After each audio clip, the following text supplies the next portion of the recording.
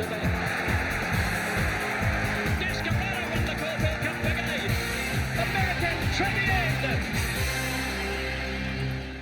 Hello and welcome to your daily bite of racing as the Victorian Spring Racing Carnival focuses on Flemington and tomorrow's start of Emirates Melbourne Cup Week.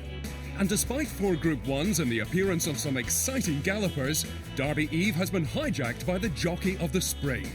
Craig Williams, striving to become the only jockey to win Australia's Big Three, the Caulfield Cup, Cox Plate and Melbourne Cup in the same year, had his hopes dashed when his appeal against a suspension was dismissed.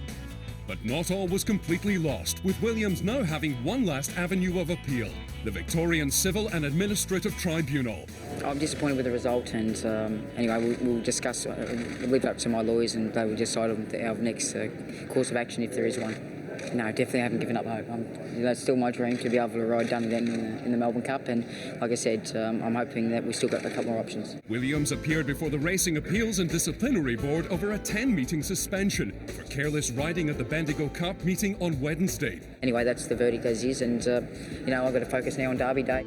The bid by Williams to have the steward suspension lifted was so important that the Victoria Racing Club rescheduled its Emmy Victoria Derby media conference so as to avoid a clash. There, Glyn Schofield, the South African-born rider of Derby favourite Mana Wanui, said he was impressed by the gelding from the outset. Ron has always had a high opinion of him, and he said, you better come and have a ride on this horse and see what you think. And as soon as I galloped him and got off him, that's exactly what I said. I said, look, I don't want to get off this horse at all. He gave me that good a feel in the condition that he was in, and he's just progressed and improved ever since. Oh, look, it's a great race, high pressure race, high profile race, and I'm privileged to be on the favourite, and I wouldn't swap him obviously for any other runner, and I go into the race with a lot of confidence. And Craig Williams will no doubt be wishing the same rules applying to suspensions in South Africa existed in Australia. In South Africa, they allow you, if you get suspended and there are Group 1 races that fall in that period, you're allowed to fulfil those engagements, and then they just add on an extra day at the end of your suspension. So it not only you still get penalised, but they're not penalising the connections of the horses as well as yourself. Former science teacher turned trainer Ron Lehman was also smitten early on by Mana Wanui. So virtually from day one we've had an opinion of him. He had a presence about him. It's just the way he paraded, the way he walked.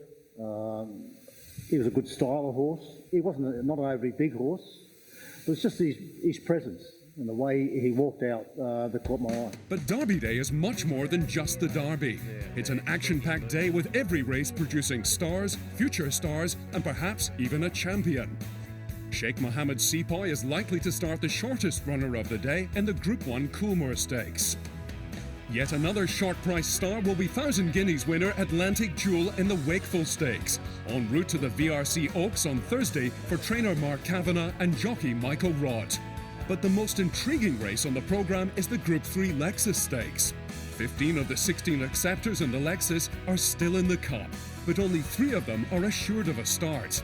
The rest of them are hoping for a last-minute exception from the ballot by winning, as Shocking did in 2009 and Brew in 2000, on their way to Melbourne Cup success. Racing Victoria handicapper Greg Carpenter says it will be a fight to the end to make the final cut-off. Well, it's incredible actually. Out of the 16 final acceptors in the Lexus tomorrow, 12 of them need to win that to get into the Melbourne Cup through the exemption process. So it's an enormous amount of runners in one race. The spoilers, of course, are Home on a Wing, who's not in the Melbourne Cup, Tactic for David Hayes, Older Than Time for Gai Waterhouse, who are both already safely in the field, and Tullamore, who may not run now with the defection of Linton out of the Melbourne Cup. They might save Tullamore, but every other runner will be trying to get that last ticket into the Melbourne Cup. With grey skies forecast for tomorrow, Flemington Racecourse manager Mick Goody will be looking to the heavens as the first of 4 days at Flemington unfolds. Obviously the forecast isn't what you'd like, but the track will deal with that. I think we'll be in the dead range Saturday, so that'll be good. Once we get over Saturday, we'll have a look at it Saturday night. Forecast ain't too bad after Saturday, only the occasional shower, so I would hope to be in the dead range again on Tuesday. And that's all for now, but join us again tomorrow to see how Derby Day unfolded on your daily bite of the Victorian Spring Racing Carnival.